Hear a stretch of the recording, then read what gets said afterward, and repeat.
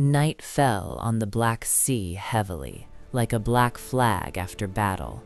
Meira sat in her cabin, her back pressed against the wooden wall. The ship breathed slowly and deeply. Every creak sounded like footsteps. She knew Cairn was nearby, always, even when he was out of sight. The door opened without a knock. He entered like a shadow, wet from his watch, wind in his hair and darkness in his eyes. The lamp cast light on his face, highlighting his fatigue and something else, something that kept him awake. "You knew he was there," Cairn said quietly, "not a question, a fact." "I felt it," Meira replied, "like you feel a storm coming a day before it hits." He stopped in front of her. Between them was a step. One. Dangerous. "Isaro Wayne leaves no witnesses," he said. "If he finds out who you are—" He already knows," she interrupted. "He always knows." Their eyes locked. Something hung in the air that needed no words. "You are my weakness," Cairn said suddenly, "and at sea, weaknesses get you killed."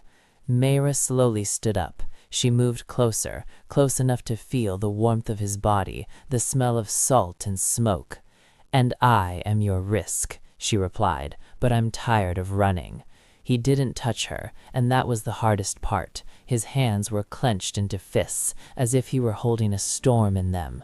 "If I cross this line," he whispered, "there will be no turning back." "There never was," she said. He exhaled, slowly, as if he had given up. His fingers touched her wrist, just for a moment, but it was enough to make Meira's heart pound against her ribs. "Go," he said hoarsely, "while I can still let you go."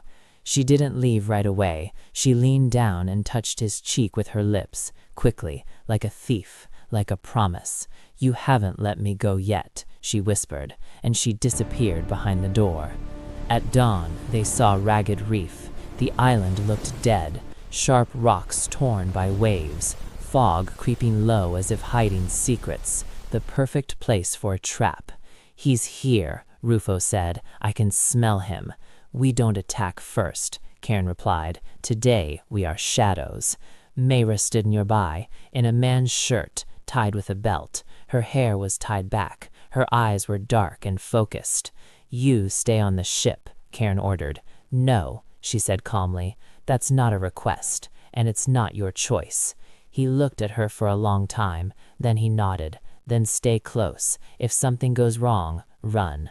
"I don't run," she replied. "I bite."